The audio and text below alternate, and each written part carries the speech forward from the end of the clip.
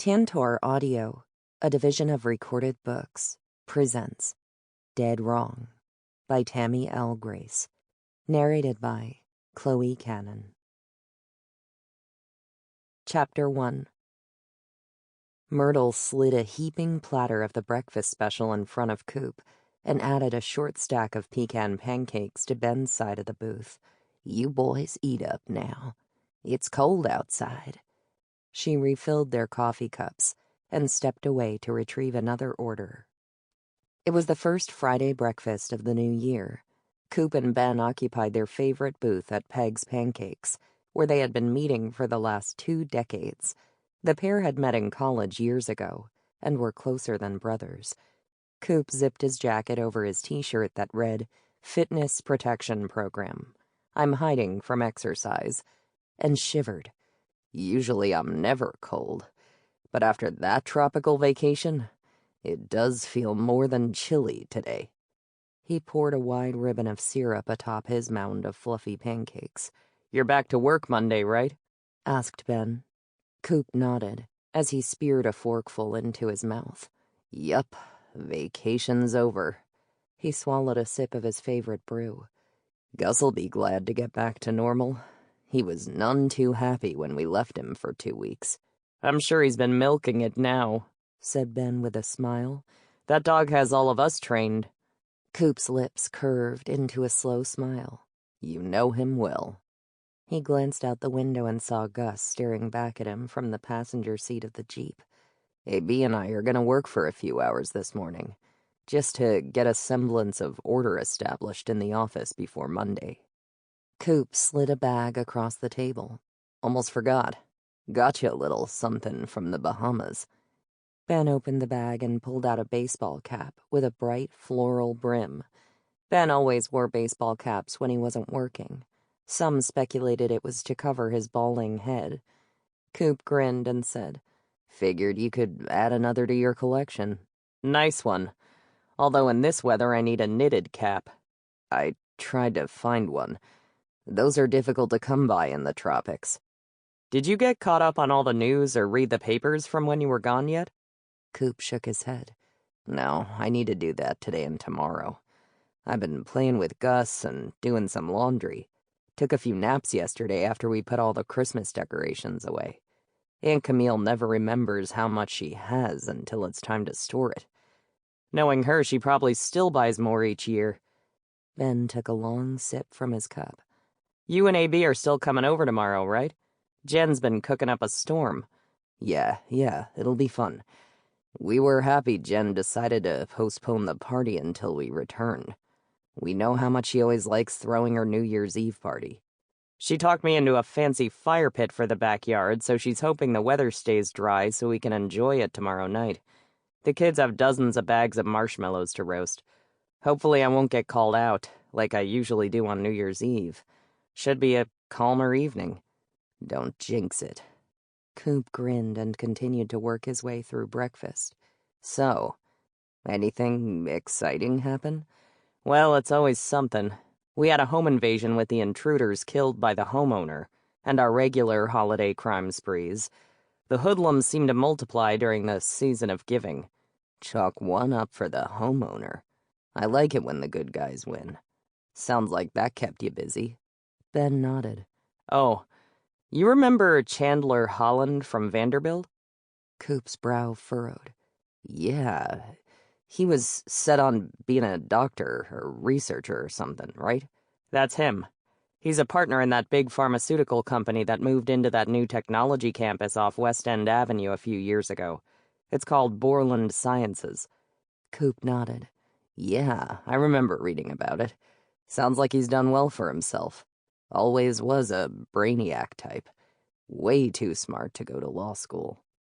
Coop laughed and took another swig of coffee when he saw Myrtle coming with a fresh pot. "His partner, Neil Borden, died late last week. Collapsed in their private dining room at their headquarters. Chandler's our age. Pretty young to be dead." Ben's head bobbed in agreement. "Borden was a couple of years older, but not much. Doc said it was a massive brain bleed. Borden was the business guru of their company. No medical background. Coop eyed his plate as he swept a piece of pancake across it to pick up the last traces of egg and bacon. He set his fork down. I should quit eating all this fat and cholesterol. I always think I'll cut back when I'm older, but hearing that makes me reconsider. This guy looked healthy.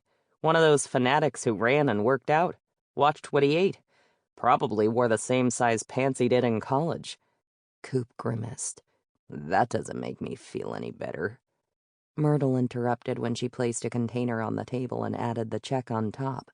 Tell A.B. howdy from me. Y'all have a good weekend. She turned and added, I'm glad y'all are back home. Coop dug into his pocket for his wallet. We had fun, but are glad to be back in Nashville. Gus missed us. He stacked bills on top of the check and said, See you next week. They slid out of the booth. Coop, tall and lanky, with a thick head of dark hair, just beginning to gray, was a stark contrast to Ben. Nashville's chief of detectives was short and stocky, hanging onto his thinning, ashy blonde hair, but losing the battle. Ben followed Coop outside and gave Gus a good neck rub. You keep your eye on Coop today. Don't let him slack off. Gus gave Ben a grin, and the tip of his tongue fell out of his mouth, signaling his approval of the massage. Coop gave Ben a wave and sped off for his office. Gus was back in his routine and bounded up the back steps, waiting for Coop to open the door. The dog vaulted through the kitchen and into the front of the house that served as the office of Harrington and Associates. Coop smelled the familiar aroma of his favorite decaffeinated coffee brewing. A.B. was busy opening mail and sorting it into piles. Coop added her takeout box to the mess on her desk. Breakfast is served. Oh, thanks. Smells delicious. I left you a stack of messages on your desk. Sounds like a couple of new jobs in the mix. She opened the box and gazed at her scramble and pancakes. Gus scooted himself under her desk, positioning his mouth atop her thigh, and waited. She took a few bites and slipped him one, while she sorted through the papers strewn across her desk. Coop left them to eat and started a fire in the fireplace before going through his mail and messages. By noon, A.B.'s desk was almost clean, and Coop had returned all but a few calls. The house was warm and bustling, as it had been when Coop and A.B. had worked for Uncle John when they were attending Vanderbilt. They had spent many happy hours in the office, learning at the side of Coop's capable uncle. Coop loved the fact that Uncle John and Aunt Camille had trusted him with the business after his uncle's death. He warmed his hands in front of the fire and ran his palm along the wooden desk that had belonged to his uncle. He felt at home here, but the sight of Uncle John's empty chair tugged at his heart. A.B. came through his door, flipping her hair over the top of her collar. Coop noticed her blondish hair had lightened from their time in the sun. He suspected she colored it, since at times it seemed blonder, and other times had a reddish blonde tone. He was smart enough never to inquire about her hair color. She finished adjusting her coat and said, I'm gonna take off. I need to run to the store and get a few things for the party tomorrow. Sounds good. Gus and I'll pick you up around 3. No sense in taking 2 cars. I'll meet you here. That'll save you time. Did Camille decide to come? Nah, she's going to some classic movie night with a couple of friends. That sounds fun, and more her speed. Coop laughed in agreement and said, I'll be here for a couple of hours before I pick you up. I want to get all this, he gestured to his desk, organized and ready for Monday. I'll give you 2 weeks tops before this place looks like a disaster again. Your resolve to keep your desk clean usually wears off before the end of January. Her blue-green eyes danced with amusement. She gave him a wink and waved goodbye. Gus stared at Coop from his perch on the leather chair. Yeah, I know she's right. But it wouldn't be the start of a new year without a resolution. Coop was enjoying the banter and conversation around the new fire pit. Ben's kids, plus a couple of their friends, were handing out sticks for marshmallows. Gus was busy herding the kids around and swiping a few marshmallows from their sticky fingers. Rather than a fancy party, Jen had made a huge spread of appetizers, chili, and soups.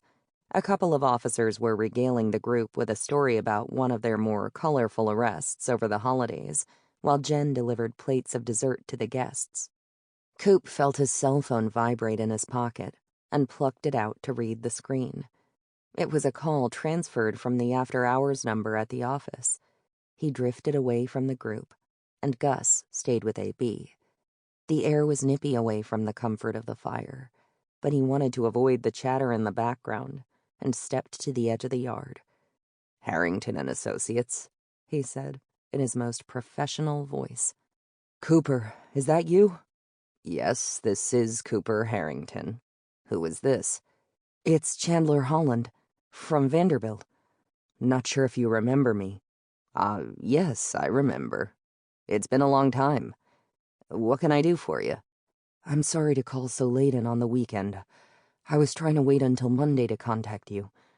I left you a voicemail earlier this afternoon and then thought more about it and decided to use your emergency number." "That's okay. What is it I can do for you?" "I'm in trouble. Big trouble. I need to see you as soon as possible." Coop recalled Ben telling him about Chandler's business partner. "Well, I can meet you tomorrow," Chandler interrupted. "Is there any way we could talk tonight? I'm concerned I may be arrested soon." Okay. I can be at my office in about 30 minutes. He wandered back over to the group as he disconnected the call. He squeezed into the circle of guests next to AB and whispered, "Client emergency. We need to get back to the office for a quick consult. Unless you want to stay and I could come back for you." "No, I'll go. I was getting ready to ask you to leave anyway." They wished everyone a good evening and thanked Ben and Jen, taking a bag of leftovers she had packaged. "It was all delicious. Thanks for this," said Coop, holding up the bag and hugging Jen. "Happy New Year." They loaded into the Jeep and hurried to the office. He turned up the heat and flicked on a lamp in the reception area. Gus followed AB into the kitchen, where she stored their provisions from Jen in the fridge and brewed a pot of tea. Coop had positioned another log on the fire when he heard movement in the reception area, followed by the click of toenails on the wood as Gus scurried to the door. He heard AB say, "Come on in. Coop's in his office." Coop made his way to the front door. As he arrived, he heard the man standing in front of AB say, "I can't tell you how much I appreciate him seeing me tonight. I'm sorry to be here so late. Are you Cooper's wife?" She grinned and said, No. I'm his assistant." "Hey, Chandler," he said. "Ben was just telling me about your partner's death yesterday." He moved the door and opened it wider. "Welcome to my office. You remember Annabelle? She runs the place."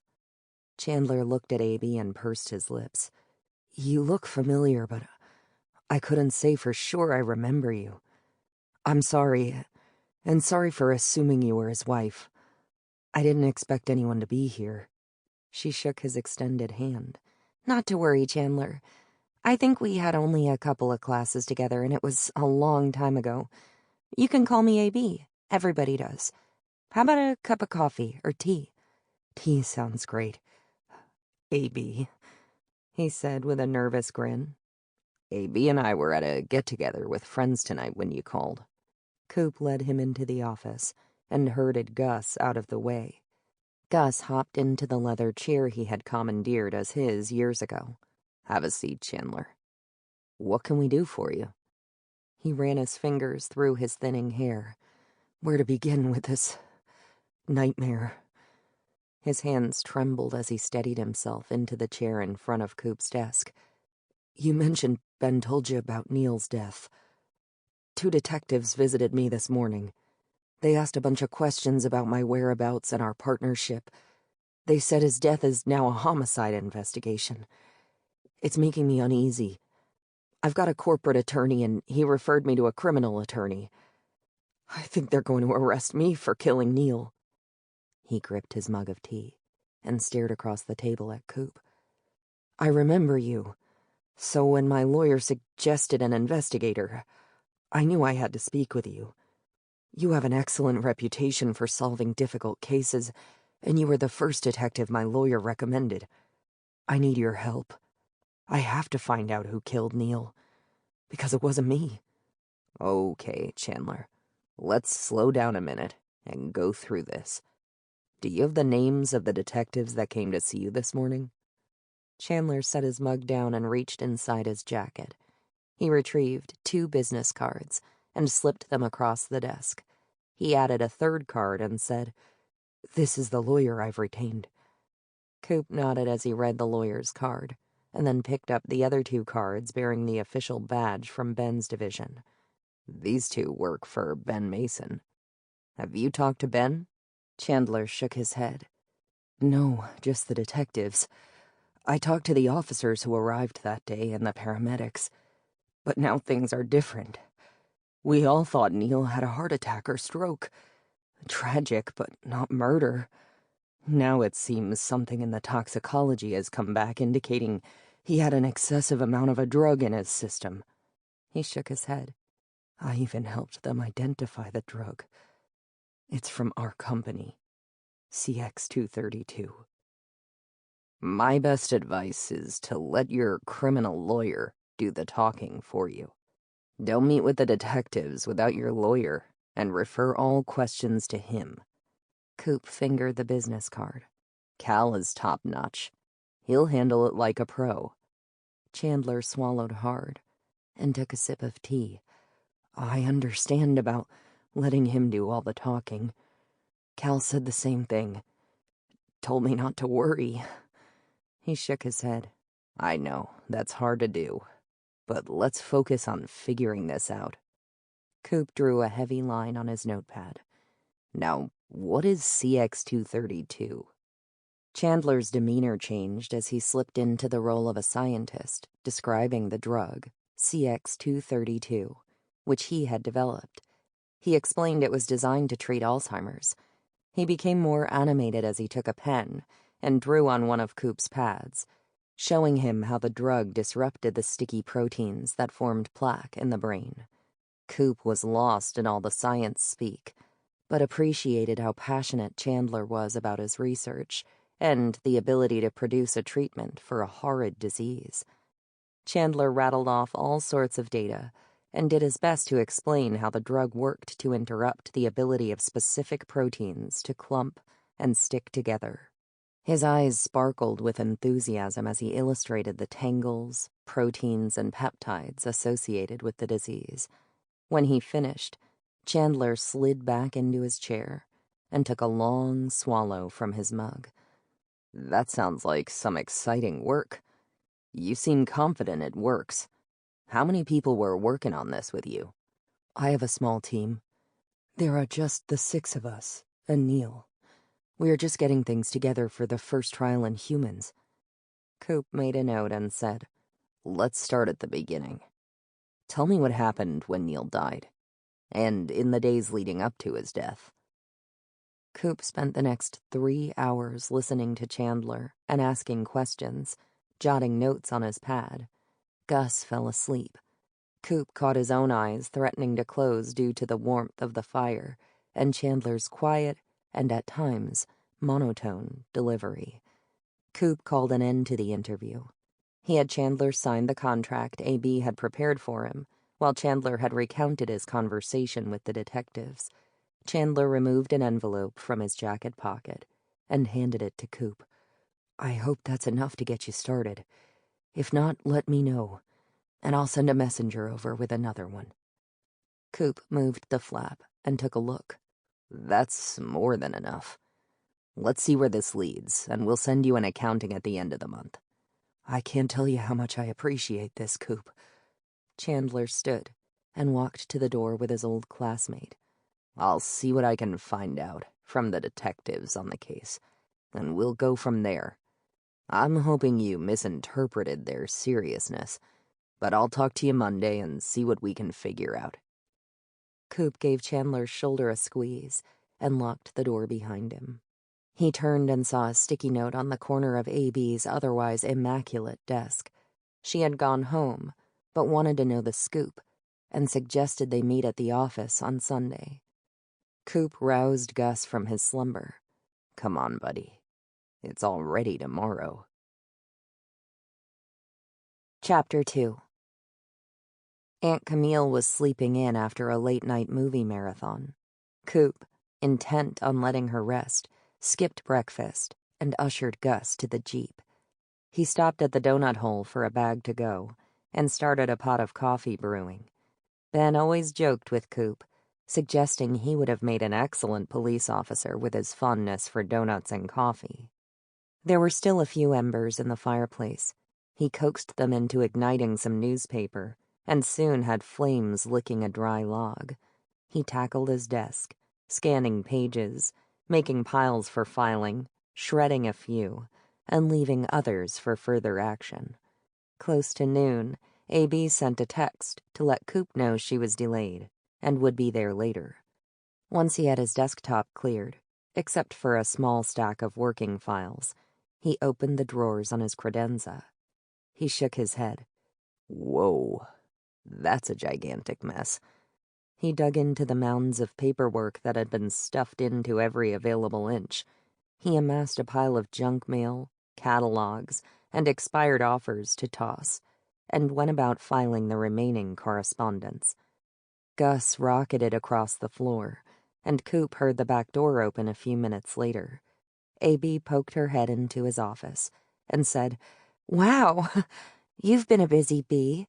Sorry I'm late. I'm going to start on the dusting and vacuuming." Gus was no fan of the vacuum. He dove for his chair, and Coop shut the door while the whir of the machine droned throughout the old house. As Coop was hefting the pile of trash into a bag, he noticed the glow of the exterior Christmas lights.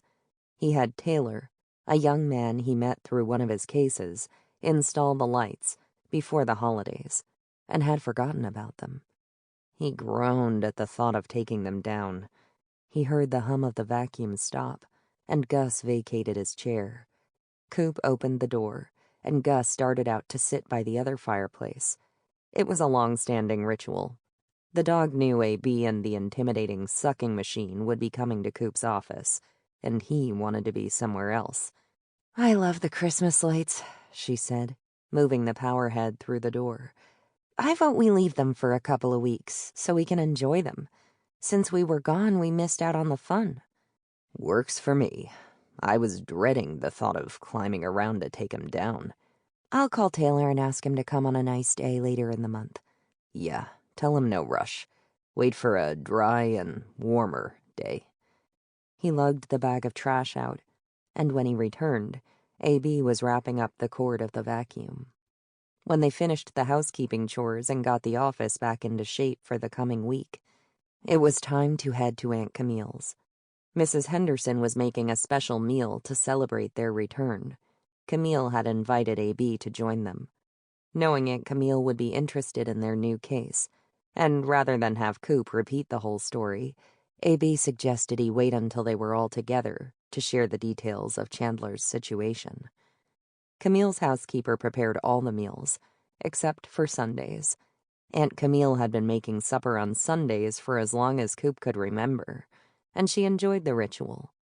Tonight, Mrs. Henderson was cooking a lavish meal to welcome them home from their holiday trip and give Camille a reprieve from cooking.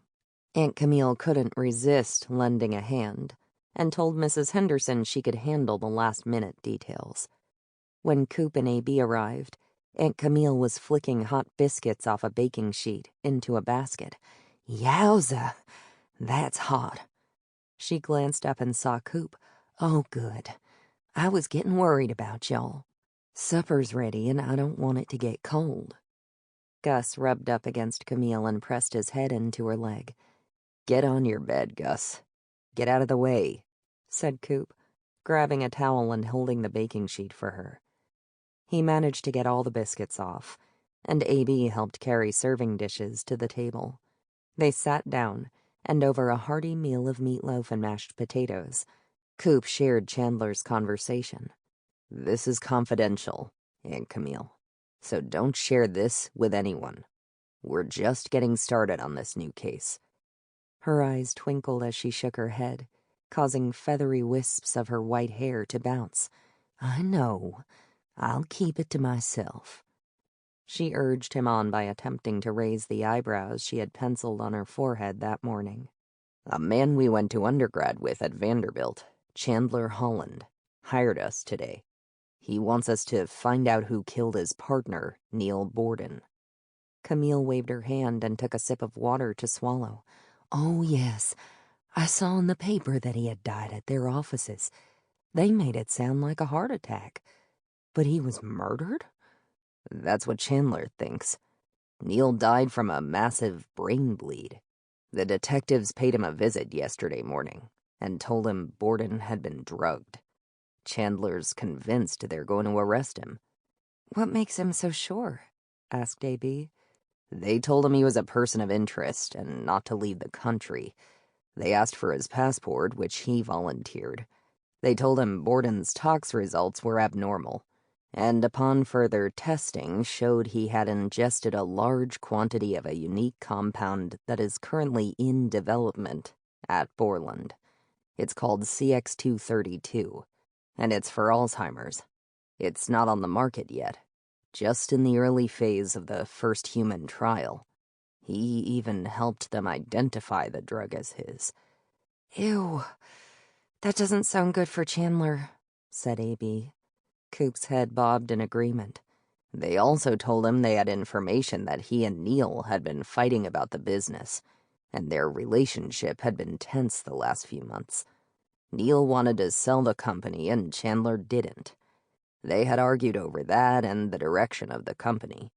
Chandler is a true researcher, not attuned to the business side, and focused on the science and benefits of the drugs they develop. Neil Borden was all about the money." "Oh my, sounds like a real mess," said Camille. "Not to mention, Chandler is the beneficiary of a large life insurance policy on Neil. They each had insurance on the other." "How large?" asked A.B. $100 million. A.B. choked on her drink. "Wow, that's a motive with a neon arrow pointing straight at him." Camille pushed the bowl of potatoes closer to A.B. "He sounds like a decent young man, working to treat Alzheimer's and all. That's a dreadful disease. You know my friend, Dottie Mae?" She didn't wait for an answer. "Her husband has it. She's worn herself to a frazzle trying to care for him. I've been trying to convince her to get some help." She turned her attention back to Coop. "Do you believe your classmate?" Coop frowned and said, "Yeah, I do. He's a straight shooter and didn't appear to be lying. I don't think he did anything, but he's as nervous as a long-tailed cat in a rocking chair factory." "Does he have a guess at who would have wanted to kill Borden?" asked A.B.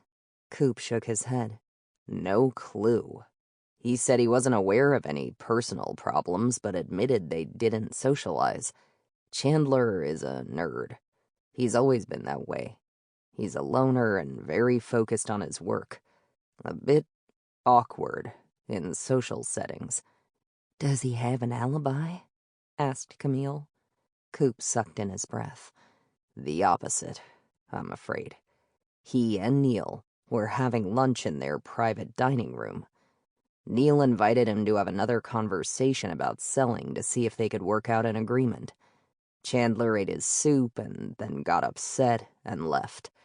He was on his way back to his office on the other side of the building when they called him and told him Neil had collapsed." Coop took a few bites and continued.